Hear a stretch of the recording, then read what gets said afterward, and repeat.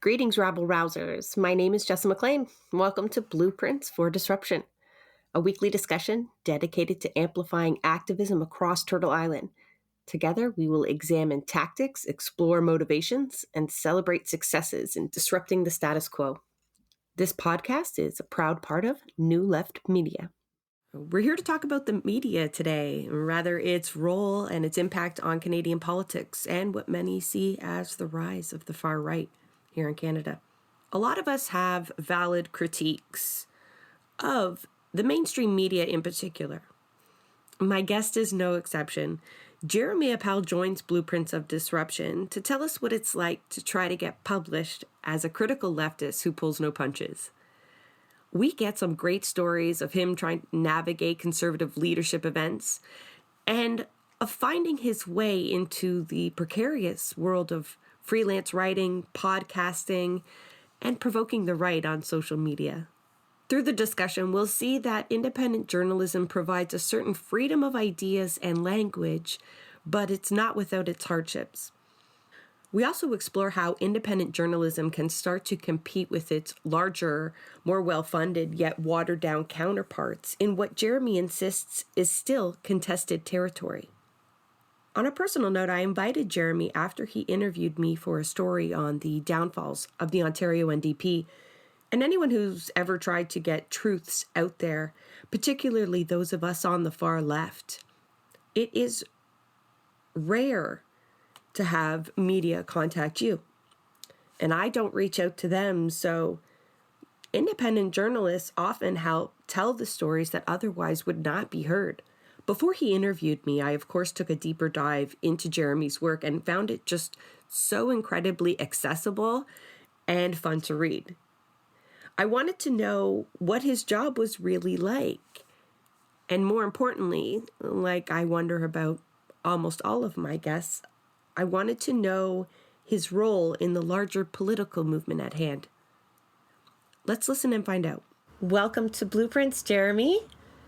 Can you do me a favor and introduce yourself to the audience? Absolutely. Great to be here, Jessa. My name is Jeremy Appel. I am an independent journalist based in Calgary, Alberta, Canada, and I am also a fellow podcaster. Yes, the competition. You've got a few podcasts. We'll talk about those later, but let's start at the basics. What do you mean you're an independent journalist? What is that? Well, I think it's a fancy way of saying I am an occasional freelancer and have my own newsletter called The Orchard on Substack. And I think it's a nice way of saying blacklisted from the mainstream media. You know, you're kind of one of those candidates who doesn't take big money, right? Exactly. You're not in anyone's pocket. If anyone has big money and would like to give it to me, shoot me an email, DM me. Even if it's big oil? Yeah, I'll take money from anyone as long as they don't have expectations as to what I can or can't say. I'll take big oil money, but I'm going to shit on big oil. We operate on the same policy here at New Left Media. So, but okay, so thanks for explaining that. A lot of people use that title. We know a lot about the mainstream media, right? Everyone rails against the mainstream media. So are you the antithesis to the mainstream media for us? I don't like the mainstream media. There is a lot of good work that appears in the mainstream media, right? And I talk about that in the newsletter. There's also a lot of shoddy work that appears in the mainstream media, and I think it's important to critique that shoddy work while also being fair and acknowledging when the mainstream media does it right, because they have so much more resources than you or I, right? So they produce so much content. Some of it's going to be good, right? And it's just, I think it's important not just to critique specific stories, but the underlying structure that leads to the media landscape we have, where we have one like cartoonishly evil corporation that controls the vast majority of newspapers in this country, then but a bunch of private telecom companies, and then a completely feckless public broadcaster. And Ouch, that's the CBC.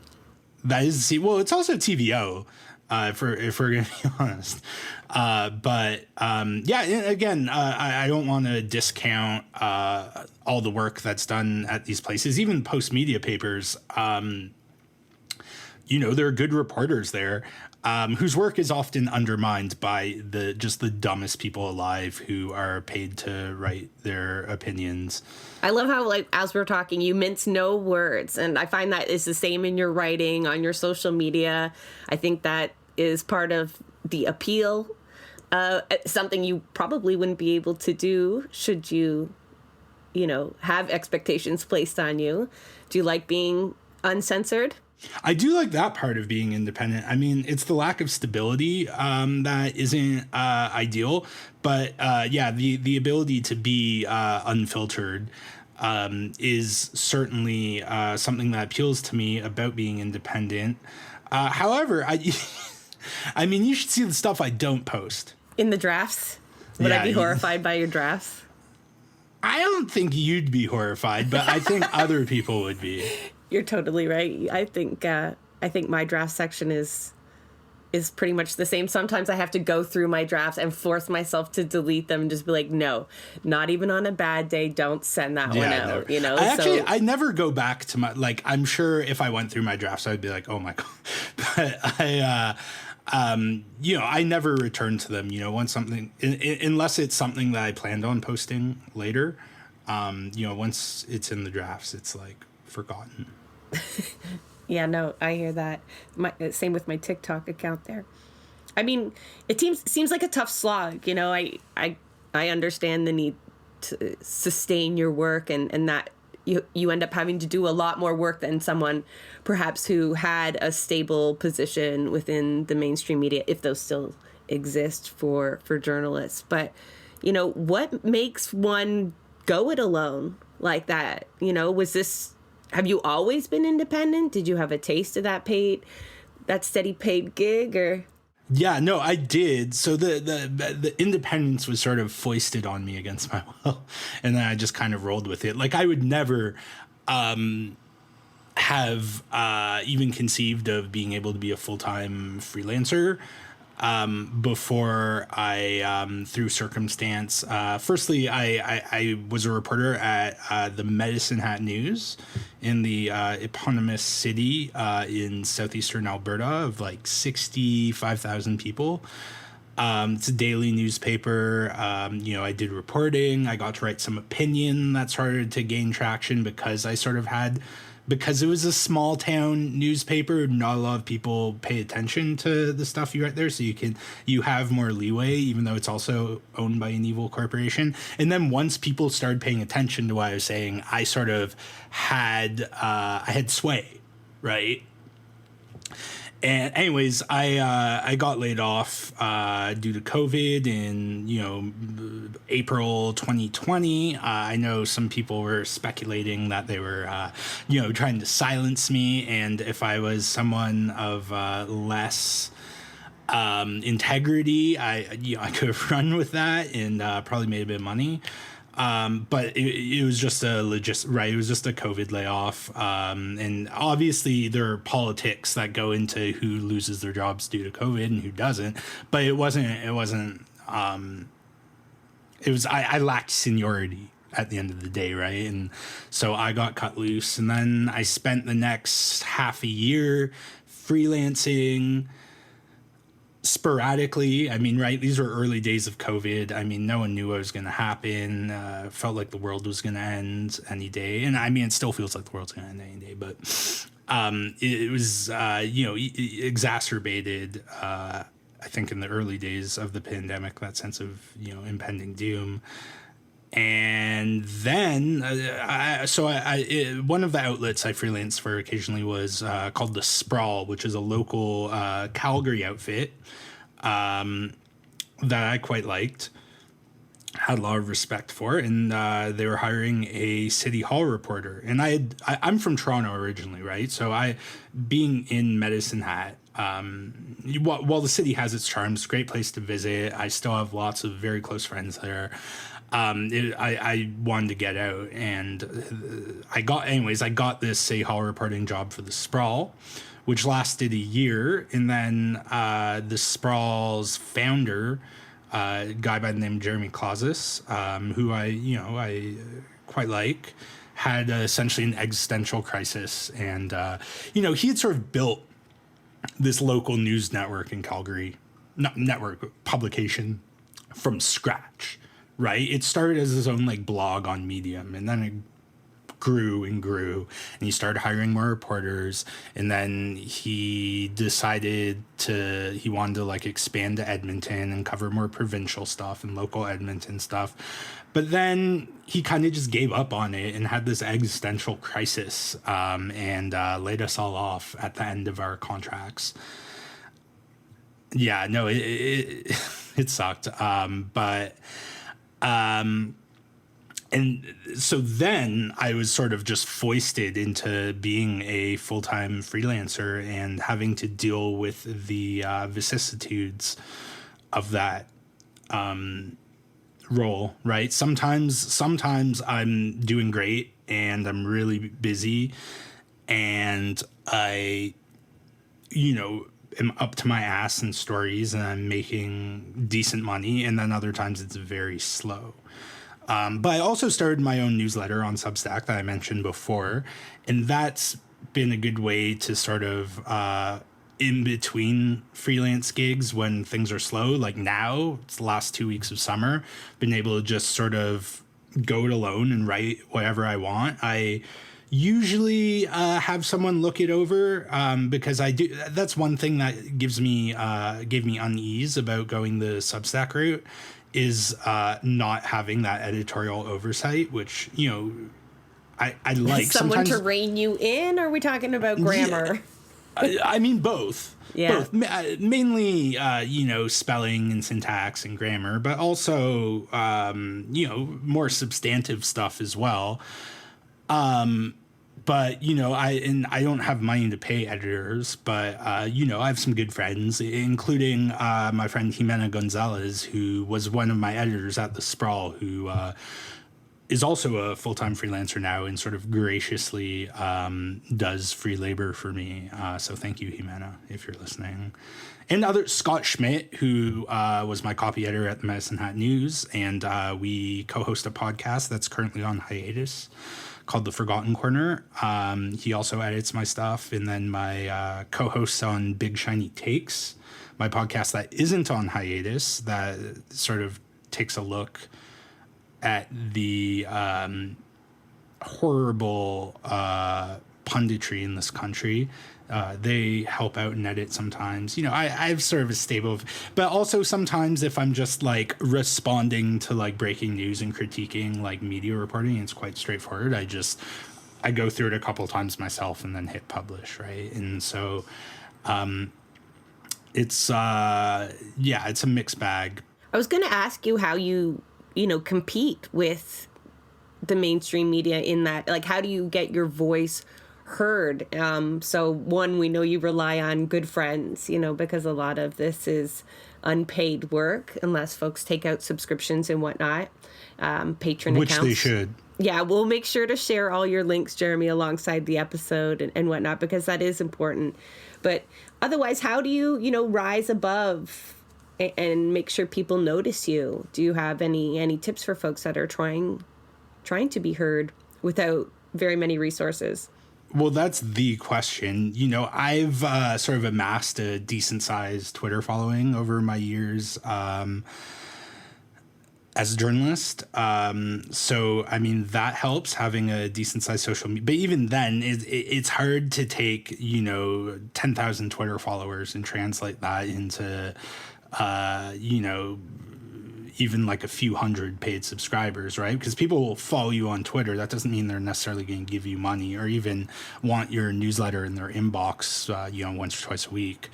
And I mean, it's a major challenge for sure. Because again, the mainstream media has so many resources, right? They get stories pitched to them all the time. Where, I mean, sometimes people will suggest a story to me and I'll, pursue it. But it's not like I'm getting people suggesting things to me all the time, right? And I think that my advice for people taking this route is to not try and compete with the mainstream media. Like, we're playing a different game. And so I don't really chase breaking news. Like, I'll do analysis of the news and I'll take what other people have reported and sort of critique it or praise it if it's praiseworthy. And I think that's one way. Writing, analysis and opinion that isn't going to get published in the mainstream press is another route. And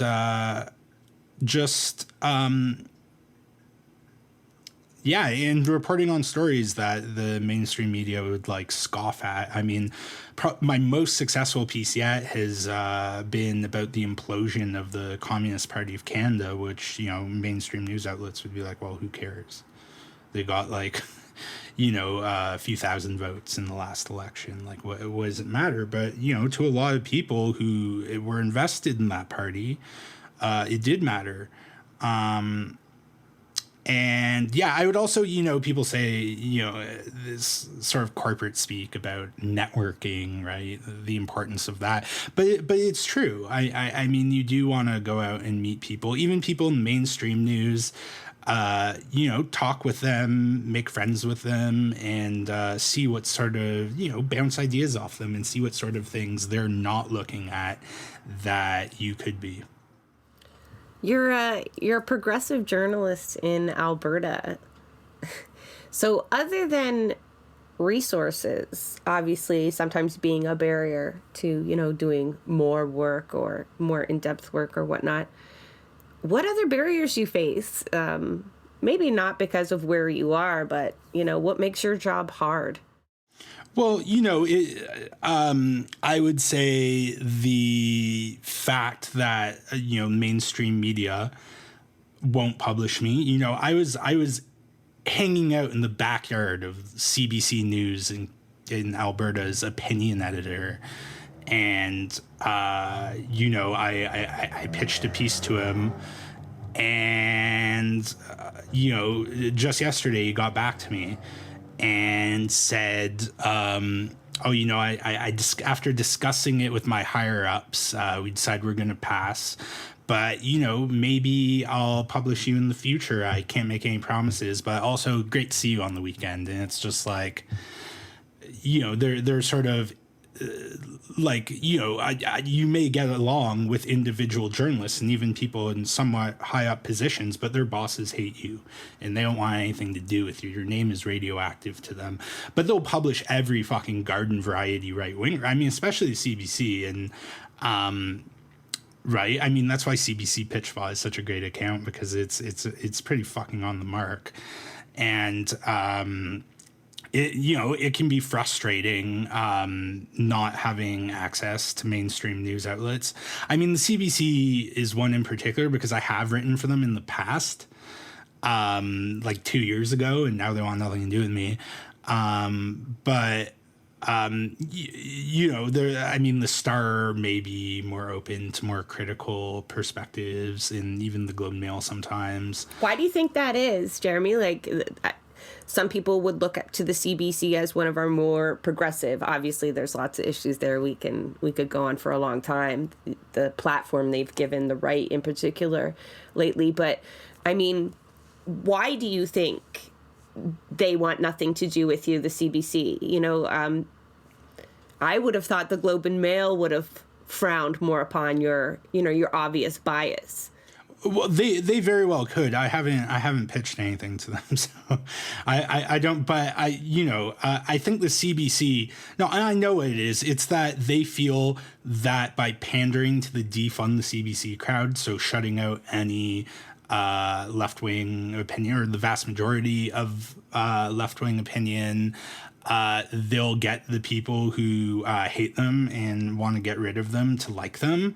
And that's just not going to happen. It's not. Like, you're just playing their game. And sounds like the NDP. No, exactly. It is. I think they're going to learn it's for naught. You can publish as many right-wing, every fucking garden variety right-winger who the CBC publishes. It's not going to mean shit at the end of the day, because the defund the CBC crowd don't actually care what the CBC produces, right? It's the idea of a public broadcaster that, at least in theory, gives voice to all the different segments of Canadian society. That is what repulses them. And so, again, you can publish as many right wingers as you want, shut as many left wingers out, but it's not gonna help you. You can police your reporters' social media feeds to make sure they don't, God forbid, express an opinion on anything. But at the end of the day, your opponents aren't operating in good faith, and you shouldn't give them an inch. But obviously, they've taken the opposite route, and that's their loss. Now, like, some people would argue that there shouldn't be any bias in journalism. You know, I'm not of that school, but it's definitely an argument to be made. You know, I don't think anybody can be truly objective. It's, you know, that is a position I take. As a journalist, you know, I'm going through your feed. I just signed up for your newsletter, and, you know, I was laughing. I love the humor that you put in there. I love just that language. It's really accessible. You know, I'll be honest, I like curse words when we're talking about things that make us angry. It just feels better to read something like that, far more relatable. But, you know, do you enjoy, what's your favorite medium there? You know, I see you on the podcast. You've got 2 podcasts, The Forgotten Corner and Big Shiny Takes. You write a ton. I know that. And then you're all over social media. Do you enjoy that kind of grouping? Do you find balance, or, you know, is there one that you lean towards the most? Well, I think I am a writer, first and foremost. I mean, I made the mistake of studying print journalism in journalism school. Why is that a mistake? Well, it's a mistake because print media is dying, right?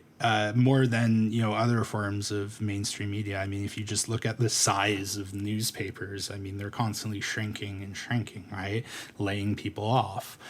But at the end of the day, I'm a natural born writer, and I think that's why Twitter is my social media platform of choice, because that's what it is, right? It's you're writing, in a way that TikTok, I don't have like the visual. I don't think creativity to like excel at TikTok like some, though I'm sure if I spent enough time on the app, I would get the feel of it, just like Twitter, right? Like, you sort of get a sense of what type of posts people like. But yeah, for me, it's writing first and foremost. I mean, I like podcasting too, because just having conversations, right? You know, it's something that, you know, you're just talking with your buddies, and people like to listen to that. Don't make it sound so easy, Jeremy. We work very hard. Yeah. No, I don't want to give up any more secrets of the trade, but... Before my ADHD got us completely off track there, I started to ask you about bias, right? Yes. You have, and then I started talking about your humor, because that really, you know, is great. But like, there is a clear bias in your writing, right? You're taking digs at Danielle Smith, rightfully so, you know. And then I'm just going through Big Shiny Takes social media feed, and, you know, LOL eat shit, you know, as a response to a tweet. And do you get slack for that, you know? Have you always been able to write with this bias? Like, when we were going back talking about your times in Medicine Hat, could you, swear words aside, but, you know, did you have that slant?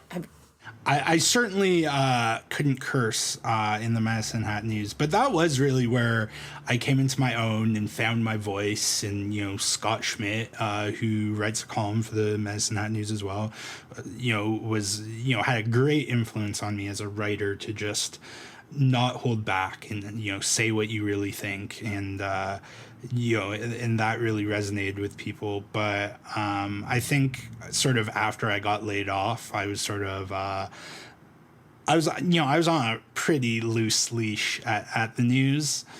But, you know, I was sort of off my leash after, and, you know, that's for better or for worse. I mean, it would be good promotion for my newsletter to be able to write in mainstream news, you know, and link back to it.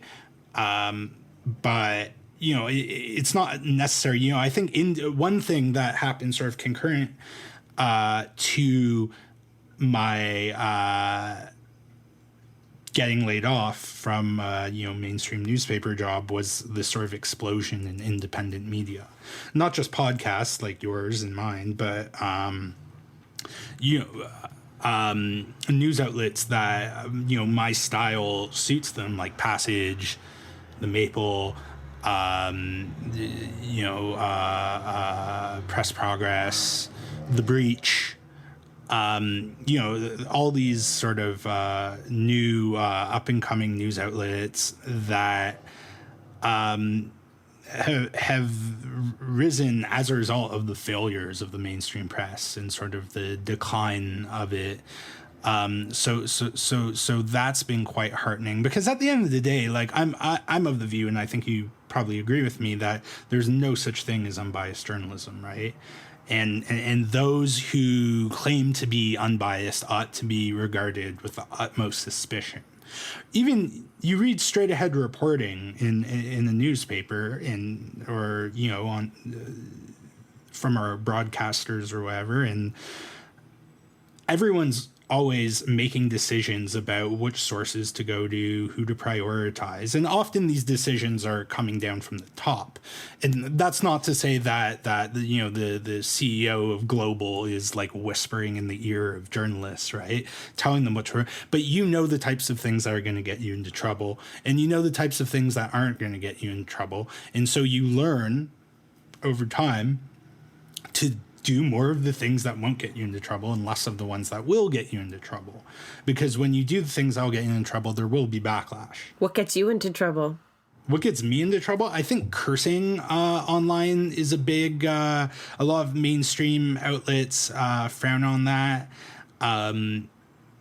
You know, I think going after mediocre pundits who are elevated by these mainstream news outlets and treated as these like thought leaders, that I think repels a lot of people in the mainstream, at least their bosses. Not, you know, I know a lot of people in mainstream news who like what I do and encourage me to keep doing it, but their bosses sure as hell don't.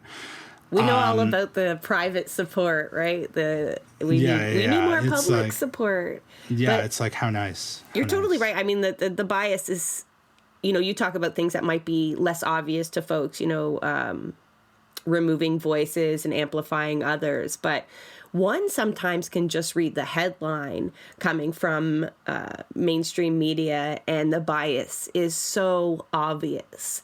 And if you do anything from a class perspective, again, you know, they're clearly writing from capital's perspective most of the time. Like you definitely hit it on the head there, where we do have to give kudos where it's due, because there is sometimes really good work, a lot of folks working to decolonize within those spaces and the stories and whatnot. But generally, yeah. So, you know, I'm with you, but I just imagine that, you know, and when you're being taught to write, generally, that is one of the rules, is to try to report objectively. And you're right, folks do claim to do that, and it's absolutely untrue.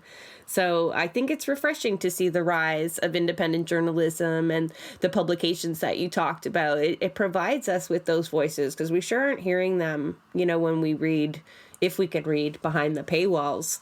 Now, I know you have you encourage subscription. There has to be a way to sustain your work. But how do you balance, remaining completely accessible to the audience that needs to hear what you have to say and making sure that you can eat? Everyone's cursing those paywalls. Yeah, I mean, that's the challenge. And so when I started, I was clear. I was like, I'm going to do 2 newsletters a week, and then all of it will be free. And then starting in the new year, I was like, okay, I'm going to try and put half of them behind the paywall. But I always feel bad about that. Like, again, if it depends. If I'm just like sort of doing a survey of sort of what's being reported in the news, then fine, I'll put some of it behind. Or my thought was I would put some of it behind a paywall, and then my original reporting and stuff would be accessible to all. But eventually, I just dropped the paywall because it wasn't. I feel like it was repelling more people than it was encouraging to pay. And so I think the best model, and I know the Sprawl where I used to work had a lot of success with that, was to have everything free and just remind people that it costs money to produce this content and to, sort of guilt people into giving you some money. And I've grown a lot more that way than putting things behind a paywall. And I think that's the experience of most independent media. If you want to grow, you can't grow from behind a paywall, right? I know, like I struggled with the same thing setting up, your Patreon account. You have these tiers that felt uncomfortable. And then, what are you going to provide these different tiers? And I'm going, I'm a socialist. What do you mean? Like, no. Okay, so extra content. And I was like, well, what could I create for just this small group of people who could afford it? And I was like, it felt so wrong. I mean, I don't have enough content to really even hold anything back, but it felt really wrong. So like, I kind of wanted to ask you that also for completely selfish reasons, because sustaining the work is half the battle. But I think what drives folks who do this work ultimately is not dollars and cents, is getting that word out there, right? That desperate need, like, you folks need to hear this. And so finding different ways to amplify. I think you've been really creative with that, because in your newsletter, you cycle back to your Twitter feed, right? Which obviously is on tune with what you're talking about in your newsletter. And then I imagine, your podcast does the same thing. So, how else do you get your work amplified? We touched on it a little bit before, but, do you have any tricks for folks to grow that social media? How did you get where you are with that following? Well, I also think a lot of things, like I'll cover I was going to events of like the top conservative leadership candidates when they stopped through Calgary. I loved when you were at the barbecue or you left your laptop out with all those stickers, those progressive stickers. I hope this doesn't get stolen. I was like tuned in. I'm like, I'm sure it got stolen or hacked or no, it didn't. What did happen to that laptop? It just sat there. All these conservatives think the media's out to get them anyway. So if they saw it, they were probably just like figures. But it was on the floor, and I had my cell phone charging on top of it, so that covered some of perhaps the more inflammatory stickers. But I find going to these events and just covering them, live tweeting from them, get people paying attention, and then being like, oh, I'm going to have something more on this in my newsletter, and then posting that in the thread and then elsewhere. I find that's been helpful in getting voice. And fundraising, I think, has been huge for the financial side of thing. And it's really something I'm not comfortable with, and I think most socialists aren't comfortable with, is asking people for money. But you do have to put yourself out there and have a fundraising drive. To go to the conservative, just have a goal. Like, okay, if I think I was like 30 new subscribers in the next 2 weeks, I'm going to go to this conservative barbecue. It's paid subscribers. I wish I'd known that. Like, yeah, that's intriguing too, right? You're like, I need to see that, because I envision you there. And so you just keep people up to date, right? When you get new subscribers, say, all right, I'm at this in the goal. I need this amount more. Come on, who's it going to be? And, people will shell out money if you like offer them something specific and tell them you need money to do this. It's so similar to political fundraising, right? We need to put up signs. It costs X amount of dollars if you want this town peppered with signs. Who can help us meet that goal? So I get it. It's starting to sound a little familiar. Let's go back to that barbecue, though. We're going to jump all over the place, but that's what happens. Because I love those tweets. I didn't read the newsletter thing, but I really did chuckle. I imagined you in those spaces, though. And what's it like? So, are you asking angled questions? Do they know who you are? Do they treat you hostile? Like, especially, like you already said, like the media's out to get them, but they're still media hounds. No, they still want press. How are you treated in those spaces? That's a good question. So I'll let you in on a little secret. Oh, good. I took a hit of acid before I went to the conservative barbecue. Does that help you loosen up? No, it was actually quite frightening at certain times, but it did help me find like creative approaches to it. But the people there who know I am absolutely despise me, and I think that's a badge of honor. I mean, I went to Brian Jean, who's running for the UCP leadership. Essentially as crazy as Danielle Smith, but doesn't quite have her charisma and hasn't gone like fully off the... Though, I don't know. I mean, he's pretty much as bad as Danielle Smith. And by the way, in my experiences with Danielle Smith, she's very like pleasant, right? That's, I think, part of her appeal and her danger. But I went up to shake Jean's hand. I kind of maybe wanted to talk to him about which federal candidate he supports, which is obviously Polyev. But I was just like, hi, I'm Jeremy. He's like, I know who you are. And then just like walks away after shaking my hand. How's that feel? Is that a badge of honor? Or are you just kind of like, damn? Yeah, you. I mean, I don't want Brian Jean to be my friend. No, but you might need to talk to him. Yeah, but also, I mean, these people won't talk to you. That's their problem, right? You can find things they've said publicly and talk about those things, right? Like a lot of, I.F.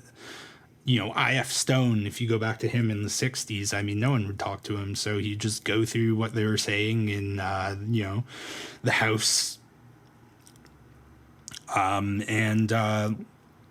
Use that, or with social media, that's easy because these people don't try and hide who they are, really, right? They'll tweet out how they think vaccines are bad, or that the World Economic Forum is like this plot by George Soros to build socialism internationally. I mean, and there are other people in these circles who will talk to you, though, who, usually on background.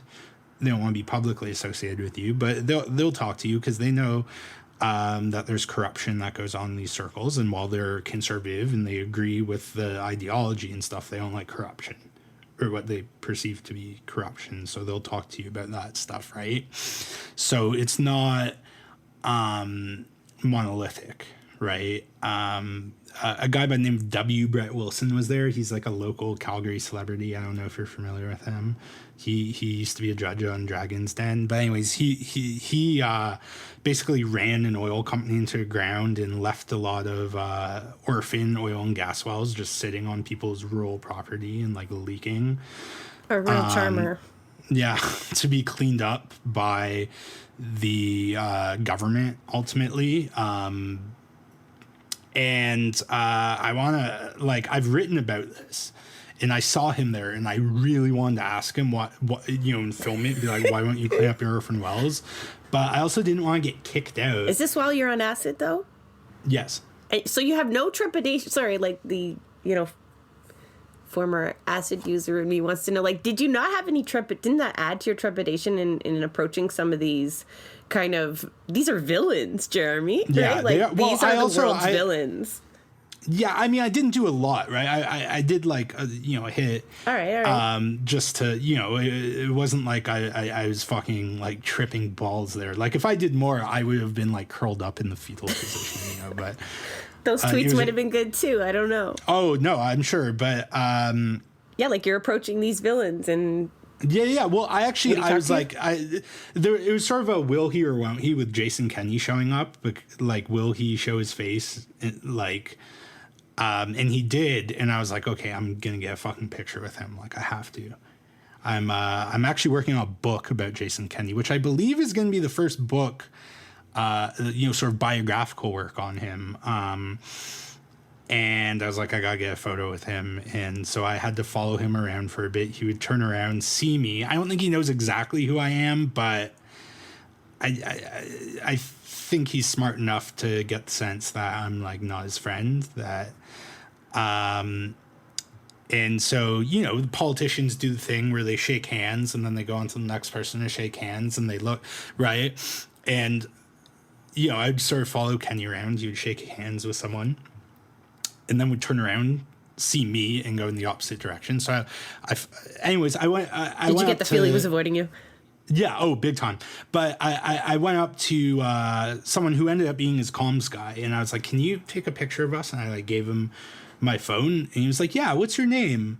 He's like, I was like, "I'm Jeremy Appel." And he's like, "Oh, I think I've read some of your stuff." Anyways, yeah, just follow him around. And, eventually I'll take a picture of you. And, anyways, I got him to like, sort of corral him. And, because a lot of the communications people for these politicians, they have a sense of humor. They know that it's in their interest to be like kind to people in the media. Oh, yeah. Whereas the politicians themselves often can be quite hostile. Though with Polyev, I think you're seeing a convergence of just hostility towards the media. But Kenny, I mean, he's washed up, right? He's your dad's conservative. And anyways, I grabbed a photo of him before. He's like, "What's your name?" I was like, "Jeremy," and he was just like, "Yeah, okay." Like you could tell he wanted to get it over with. But grabbed a photo. He's gonna see it on the back sleeve of that book, isn't he? Well, I don't know if he's going to read. I don't think he'll read the book, but we're sure as hell going to send it to him. A lot of these politicians have big egos too. If you're writing about them, they'll want to hear it, good or bad, right? It's the spotlight. But so you follow a lot of conservatives around. Is that mostly your focus, or do you also kind of go in depth on the progressive side? Do you, are you critical of the NDP? I sure am. Well, in fact, I interviewed you for a story for The Breach. Well, this is for the audience. I know you are. Yeah, on sort of the failures of the Ontario NDP to seize the moment and actually offer a coherent alternative to Doug Ford's hellish, landscape. But, I wrote a piece last week about the Alberta Liberals, who used to be sort of the main opposition to the PCs, but then in 2015, the NDP won, and now they're totally irrelevant. In fact, they couldn't find anyone to run to be their leader. So, I mean, they're on death's door. So I sort of looked into why that's the case. But yeah, I'm aggressively nonpartisan. I usually end up holding my nose and voting NDP, but I have bad things to say about all the parties. I'm not. Are you a socialist? Yeah. Okay. Yes, I am a socialist, but that's the first time I've ever asked a guest outright. Like, I always kind of dance around it, I guess, but yeah, I would say I'm an independent socialist. Yeah, it's tough to navigate all these labels, and you think there's a safe group to go to, then you see the Communist Party implode, the NDP is a toxic space. Before I forget, I don't know if there is definitely a story to be told about the Alberta NDP and the goings on there that are just so similar to what we've seen federally and in Ontario. So, Oh, you it's know, even worse, I would say. oh yeah, the stories that I have heard, especially in the last few months, are horrific, and it's just, you know, we talk about the rise of the right and the failures of the NDP. I mean, what do you think their role has been in this kind of shift we're seeing? You know, a lot of it has happened during COVID and, you know, culminating, I think, with the convoy and its seemingly popular position. But what's your critique on the NDP there? You know, what has their role been? What should it have been? Well, I think they've just been MIA. I mean, and they've essentially adopted this defeatist attitude where they're just going to be, you know, the Liberals' little brother, and that Jagmeet is, you know, campaigning ever so slightly to the left of the Liberals, right? Just not moving the discussion in any capacity, just eking out this niche where it's like, we're going to do most of the things the Liberals promised to do, but we're actually going to do them. And that's not good enough. That doesn't meet the challenge of the moment. I mean, we've got a climate crisis, we've got a public health crisis, systemic racism, you know, just blatant and open transphobia and homophobia. And, you know, I think we need someone to do a lot better than just,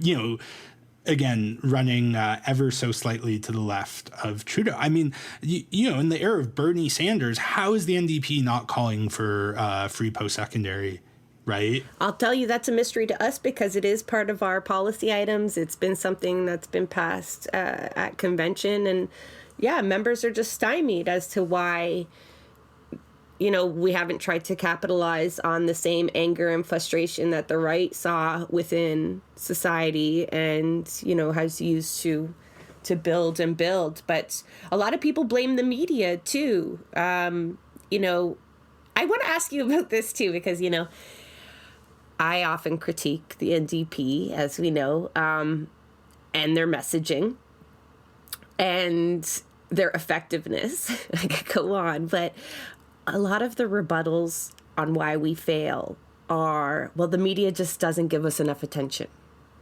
You know, they don't publish what we say. We say great things in the House, but you don't see them. Or, you know, we take on certain issues that aren't sexy. Is this true? Because, you know, I read the same press releases and go on. Yeah. Well, I think the media is always a convenient scapegoat, but which media are we talking about, right? Like, no one ever says it's just the media. Right. And, you know, I and maybe this is just me, my own bias as, you know, a media hack.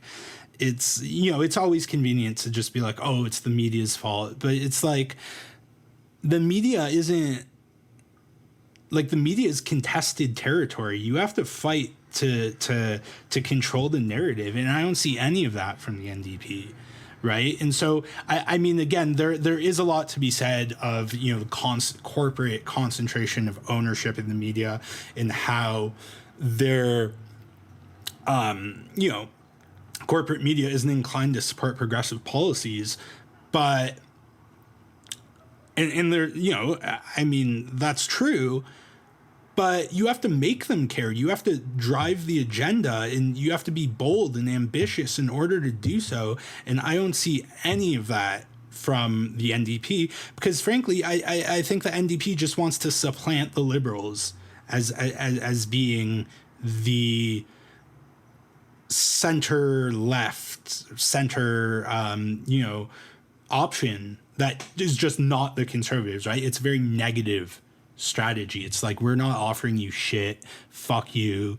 If you don't want the Conservatives to win, you have to vote for us. And you've seen this provincially in Western Canada, where the NDP is the progressive option, and they're the Liberals functionally, right? They're not doing anything bolder than any Liberal government would do. And so, again, while I think the media is a convenient scapegoat, and there's a lot of, obviously the media needs to be criticized and its systemic biases analyzed, if you're not showing up and offering these ambitious proposals that would make media moguls mad, you have no right to complain that they're not paying attention. Yeah, exactly. Like, you make enough noise, you say something bold enough, people will cover it. Even if it's to slam it, it still gets air, you know, even being, you know, the way that you take Danielle Smith and ridicule her. I mean, it also gains traction. But yeah, we've all been, I think, sorely disappointed by electoral politics. Right. Danielle Smith, who, for your listeners, which I'd imagine a lot of them are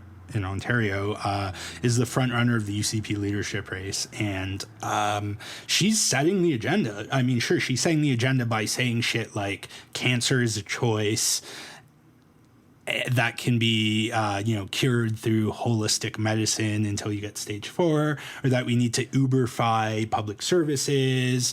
Or she wrote an op-ed in the Calgary Herald last year saying that vaccination is like Nazi experiments on Jews. She said that that public health officials are covering up the effectiveness of ivermectin as a COVID treatment. I mean, all this insane shit. But at the end of the day, she's driving the agenda. Her fucking opponents are swarming around her to condemn her, and she's the one who's able to position herself as this outsider who is standing up to the establishment, right? And I'm not saying the left should go around spreading misinformation, but it needs to find a way to it needs to not be afraid to make its opponents mad. Right? It needs to embrace that. No, that is a lot of the things that you listed. Any of those kind of statements would immediately discount you as a candidate for the NDP. It's civility politics is the most important criteria for picking candidates, and we've seen the result. Those kind of statements, though, that you're talking about are harmful, right? The ideas that are coming from the right are harmful to our society, right? That ideology,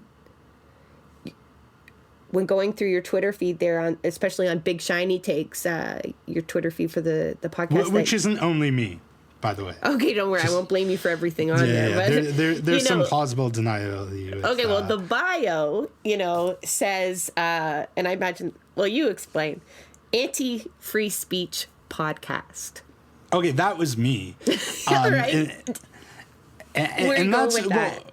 Well, I think a lot of the pundits that we critique, present themselves as these guardians of free thought and challenging ideas and all that. But I mean, if I think the K's are the perfect example who love free speech when it comes to misgendering trans people or saying the most horrible things about Muslims. But then if you criticize Israel, you need to be fucking silenced, that you're promoting anti-Semitism. I'm not referring to the Life Maroof stuff because that's a bit more complicated. But in general.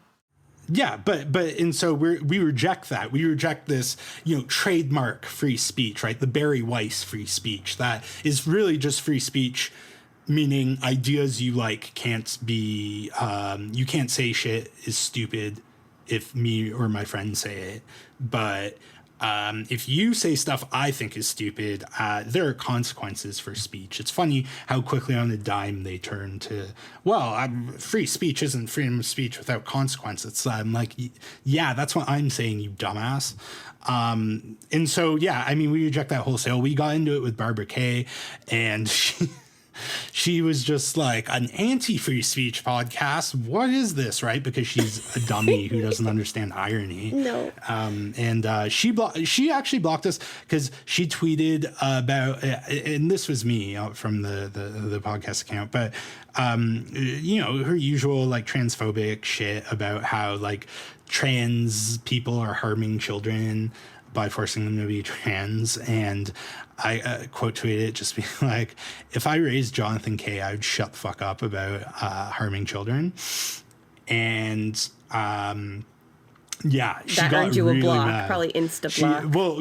Well, at first she quote tweeted it like 4 times talking about how lovely her child is, and then she blocked us and then told her followers that we deleted the tweet because it was so horrible. And it's like, and so we were all She going, amplified that tweet just to make a point, like, what are you thinking? yeah, and anyways, we were all going at her from our personal accounts being like, what are you talking about? You're a liar. You blocked us. Like, we would never delete that tweet because it fucking rocks. I framed that tweet, bitch. So, yeah, no, I love that you have fun with the work that you do. And I think, it kind of adds to the enjoyability of your reader as well, your audience. But thanks for clarifying on your bio there. But I wonder, is there, should we be giving these folks a platform? We see the CBC interviewing. Personally, I think no. There's folks that definitely should not be on our public broadcasts, or whether they're explaining their point of view or not. It's not fucking valid. And to hear that voices like yours and other progressive voices are hard to get through, it makes me wonder. There is a case for limiting speech. I think speech that aims to, not just incite violence, because some of that erasure, that is violence, not necessarily a riot or, the kind of physical violence that we would definitely not condone. But, I do struggle with that. And I wonder, you do often have to repeat things that, maybe shouldn't have been said in the first place. How are you feeling about that? Yeah, well, what I would say is I'd love for none of these people to have a platform, but the fact is they do. And so either you can ignore it, or which most, mainstream journalists do, because their fucking bosses love this shit and they don't want there to be any trouble for them. Or you can address it head on and, ridicule these people and expose them as the frauds they are. And that's, what we do at the Big Shiny Takes Institute. Now it sounds so formal. In terms of, I have another, right? The Forgotten Corner is an interview show, right? Where we talk to people and, have discussions with them. And I would say for that, I'll interview anyone on the show. Scott, not so much, right? He won't stand for certain interviews that I'd be Scott's more do. like me. But like, I'll talk to anyone, but who they are depends on how I talk to them, right? Like, if Jonathan Kay agreed to an interview with me, which he never would, but if he did, I wouldn't have the same type of interview with him as I would with, say, Naheed Nenshi, Calgary's former beloved mayor, who I have a lot of critiques of, but he's not like a malicious figure in the public square, right? He's like a neoliberal. So I would have, I would challenge, and I have challenged him, but I wouldn't, do so in the same way I would for some, far right shithead. When I imagine right. and they anticipate that, right? Like, so that would be a scary interview to do for someone. For I think a lot of people, they would just never do it, right? Because these people cannot be challenged. They're so used to everyone who surrounds them, all the fucking same like white people, telling them how great they are and how brilliant they are. And the second someone's like, actually, you're not so great, they just fucking lose their minds, because again, it's just something people don't do, because again, most journalists just keep their heads down and just don't say anything and just pretend that these freaks don't exist. And I am more of the position that more people should bully them and should say the things that everyone knows to be true, but is too afraid to say. Is that your role then? If you're a socialist, you have a duty to fight this rise of the right, but everyone has a different role to play. Everyone brings different skills to the table. What's your role? Is it to ridicule them? Because, I do enjoy reading that. Yeah. Well, I think it's ridicule, but I'm not. I just don't go around ridiculing right-wing pundits. I also offer my own, analysis, Solutions. Well, yeah.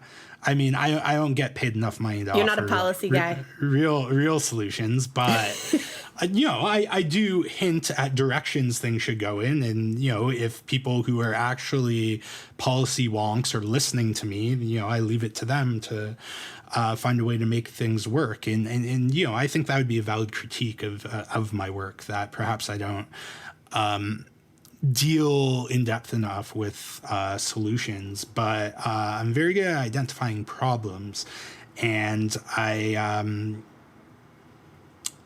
so I think part of my project is iconoclasm, is taking these beloved or not necessarily beloved, but these figures who are put on a pedestal and demonstrating why they shouldn't be respected in any way. But yeah, again, I also have my own offer a countervailing critique of what is exactly wrong with the system and how we might be able to do better. Just so you don't beat yourself up too much, solutions are a collective activity, a process to come to. So it's really not your job, I don't think, as an independent journalist, to offer solutions. It is your job to expose them so that we know about them, so that we can do better and then find, solutions to the problem. So that isn't a valid critique of your work, I don't think, to say that. So you talk about like people on pedestals, and I find on the left, we particularly do this, revolve around kind of cult personalities. I have been as guilty as the next person. I have Che Guevara up there on my wall and whatnot, but not to compare anybody that we have around now to that. Dear God, no. But I mean, what kind of response do you get when you go after progressive idols? I find people they don't like it very much, especially when it's done publicly. Well, I've definitely experienced that in Alberta, where people love my work criticizing the Conservative government and Kenny and, Danielle Smith. But the second I'm like, oh, yeah, Trudeau's also bad, and also Jagmeet is not great. I mean, a lot of them will agree with the Jagmeet is not great part because they're liberals. But the second I criticize the liberals, it's like, whoa, hang on. You're going too far. Like, do you want the Conservatives to win is something I've always gotten. And I'm like, I'm a journalist. Like, I'd rather they not, but that's not my goal at the end of the day. Isn't to get people elected to office. It's to say what's true, or what I see as being true. And so, yeah, I mean, for sure, the same people who will applaud you for, taking down the Conservatives, when you put the liberal politicians, I mean, small L liberal politicians, so New Democrats as well. Yeah, that's an all-encompassing small L. Yeah, some people get upset, but I think it just shows their tribalism, right? That they just see things, they'll accuse you of seeing things in black and white, but it's really them who just see there are good guys like Trudeau and bad guys like Poilievre or Kenny, and you have to side with the good guys. And I think, it's like all these liberals, they just see everything through like Harry Potter, the Avengers, right? Like NDP are the same kind of partisanship. It's just toxic throughout, I think. No, and the Alberta NDP, like the provincial NDP, have a handful of like really bright lights who do good work and who ought to be applauded, though they're less public about it than perhaps Matthew Green or Leah Gazan or Nikki Ashton, but in any event, they're all completely marginalized by the party apparatus, right? And and a lot of people I see critique, Matthew Green for like, why are you doing this? Why are you a member of the NDP? And it's like, well, I mean, look, this is why I'd never run for office. I can't do the partisan stuff. I guess I'm not enough of a team player, as they would say. But, where else is he going to go? There's no alternative. And that's the frustrating part. Surely not the Communist Party now. Sorry. Well, folks. I don't think too many people are joining the Communist Party now. No, I get the point on where else can they go, but without giving up electoral politics altogether, there's a lot of places they can do, I think, really good work that's not in the House. And they can also do that work while they hold those positions, right? I think the toxicity on the left in the partisanship is like worrying about that brand always. And so even the shining lights have such hesitancy to them because there's consequences. Do you find, do you hesitate ever, because you face, heat when you critique the liberals or the left? Does that make you ever hesitate to act then? Like, are you just, total freewheeling when it's the conservative, their open game, but you pull punches a bit when you're looking to the left, your own form of partisanship? Well, certainly not with the capital L liberals. With the NDP, do I pull punches a little bit? I would say no. I would say I am harshly critical of them as well, though I am more willing to point out when they get things right than I might be with the liberals. But yeah, no, I mean the party leadership I don't pull punches with, because they're the same swamp creatures, the same professional managerial class, right? There's a great piece from Martin Lukash in The Breach about that, how the NDP has just been taken over by a bunch of careerists who just want to make money, offering the same technocratic solutions as everybody else. And so I'm unsparing in my criticism of them. I'm happy to hear that, by the way, Jeremy, because that party needs a complete rebuild. I got to the point where, it was, do you fight inside? Do you fight inside? Or do you just burn the fucking thing down so you can rebuild it? Because it is just rotten to the core, rotten to the core in every province. So are you not a member of the NDP? I'm a member of the NDP. I mean, I still hold my membership, but and I'm actually still a riding president here, but in a riding that's just been redrawn and whatnot. So, my relationship is, a lot of people have it's an abusive relationship. You're just not sure. You can't quite give it all up. But yeah, there's really no redeeming features to it at the moment. It sucks a lot of really good people's energy. You mentioned some of those names, and I can only imagine what they would be doing if they were free of the confines of the House, especially when we compare it to what they've actually accomplished while there. Other than build their own profiles, which, is needed. I get it. It's not a criticism, but that's literally all they've really accomplished. There's the Overton window has not, it's moved in the wrong direction since they've been there. And, but, we're definitely on the same page there, where critique just has to be, you are trying to be objective. You carry a certain bias, obviously, but it's nice to hear that you don't necessarily pull punches. It's a fair approach. But yeah, I guess you could say I'm not a believer in trademark objective journalism, but I guess I am objective in the sense that I'm not partisan and aggressively so.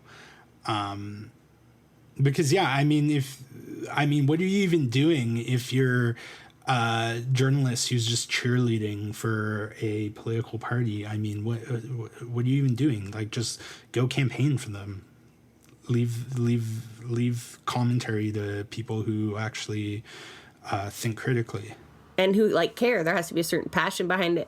And I've gotten to the opposite, where sometimes I'm critiqued for not critiquing the right enough. And I'm like, well, there's a lot of people doing that, but there's so few people on the left with an understanding of what we need that use a critical lens when it comes to partisanship. So yeah, but it's often a very uncomfortable place to be when your comrades are all here on the left with you, right? So, yeah, the response is not always great, but you know, we persevere.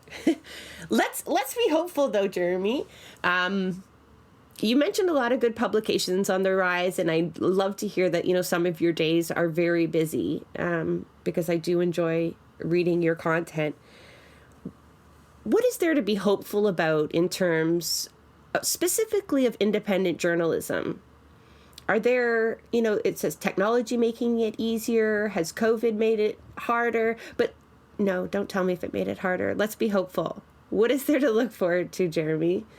Yeah, well, I think the proliferation of independent media is a definitely one thing to be hopeful about. You know, a lot of different outlets, which is good, having multiple voices, different perspectives that are all progressive in orientation, but have, you know, different sort of, you know, spins on things. I think that is definitely something that gives me optimism. That and I would urge people to support independent media outlets if they have the means to do so.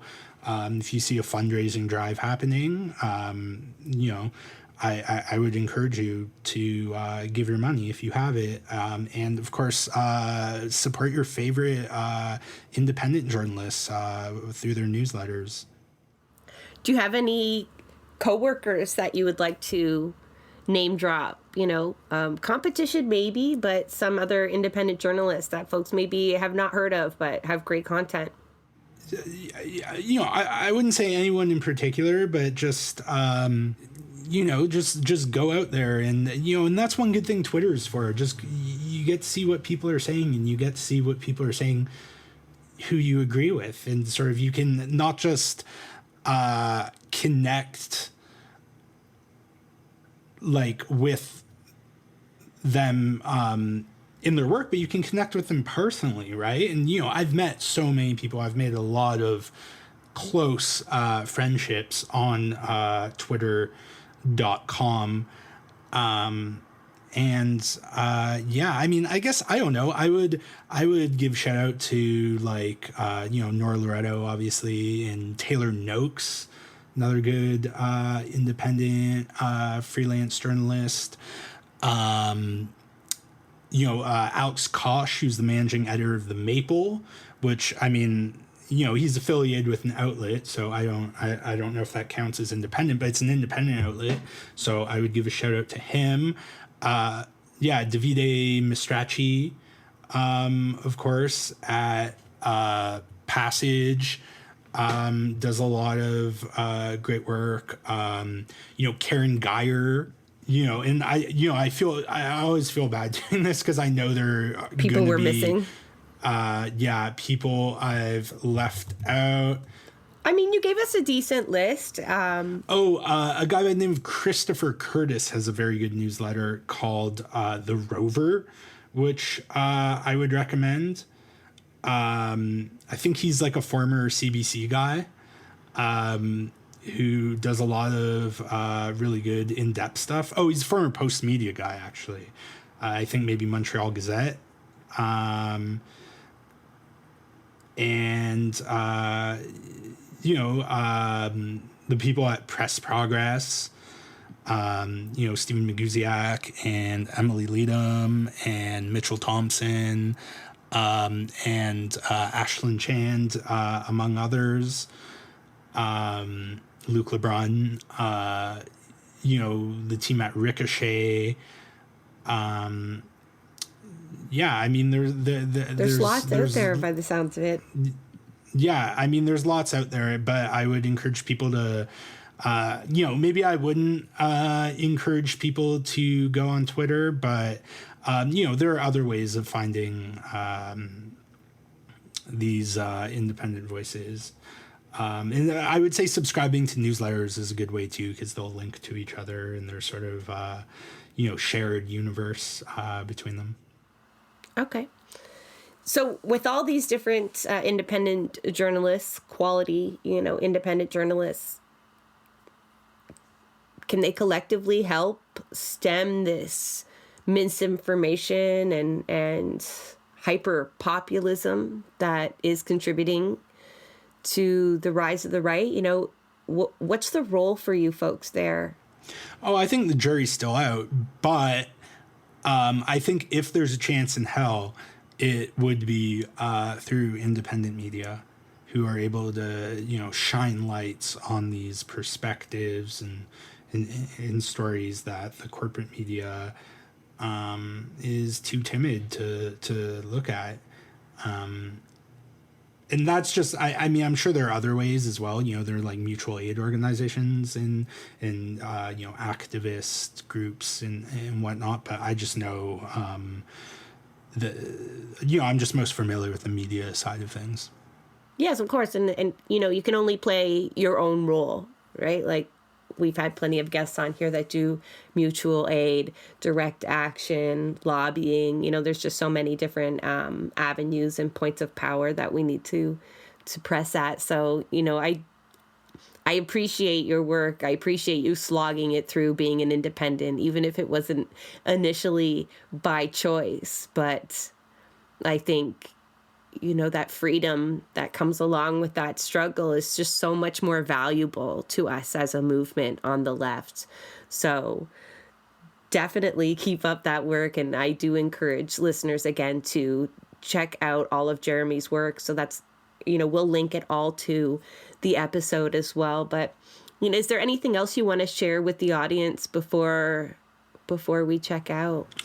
Well, I would say, things are really bleak these days. And, I really struggle with how to keep up hope and be driven. And I would just say to listeners who are hearing this and nodding their heads along that, there's a whole community out there of people who agree with you and are also scared. And I think it's only through us getting together and supporting each other that we may be able to overcome what we're facing. I think that's just an amazing note to end on, Jeremy. So thank you so much for taking the time to, go through the basics of independent journalism, but also for sharing your struggles and, how your mind works. And I think it was all very beneficial to the audience to hear that. And especially your final message there to just kind of prop each other up. And I think that was a bit of a theme throughout. So I appreciate your time, Jeremy, and the work that you're doing. Yeah, no, great to be here, Jessa, anytime. Thank you. I hope you enjoyed this one. I certainly did. So folks, take time to seek out more independent sources for your news, please. It takes a lot to go it alone, even when friends do help out. Amplifying and supporting the content not only helps these stories get told, it helps keep the good work going. Thank you again to Jeremy Appel. We'll have links to his work and other great sources included in the show notes that you can access wherever you're listening to this podcast. Just a reminder that we do that for every show to help keep the learning going and to help further support the amazing guests that we've had on and their transformative work. Please be sure to check out our earlier episodes and the show notes included. Like in all things that we do, there is a team behind Blueprints of Disruption. I want to give a big thank you to our producers, Santiago Hello Quintero and Jay Woodruff. Our show is also made possible by the support of our listeners.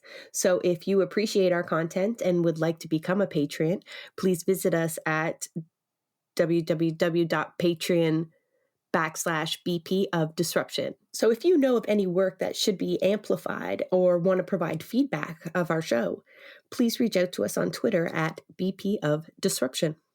Blueprints of Disruption is a project of New Left Media, an independent employee-owned company.